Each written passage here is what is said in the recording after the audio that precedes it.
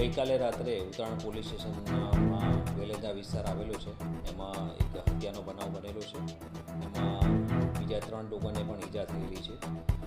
બનાવ બાબતે તપાસ કરતાં એવી હકીકત જણાવેલી છે કે જે ફરિયાદી પાર્ટી છે એમાંથી ગઈકાલે સાંજે એ લોકોને આરોપી જે રામુ બોદર અને બીજા માણસો છે એમાંથી 2 જણ સાથે બોલાચાલી થયેલી અને એ બોલાચાલી અનુસંધાને આરોપી છે બીજા 10 માણસો લઈ અને વેલંજા ખાતે આવેલા અને જે ફરિયાદી છે એના ભાઈ અને બીજા એના મિત્રો છે એ લોકો બેસેલા હતા. ત્યાં આવી અને છરી અને બીજા હથિયાર વડે ઈજા કરેલી, જેમાં ફરિયાદીના ભાઈનું મોત નીપજેલું છે.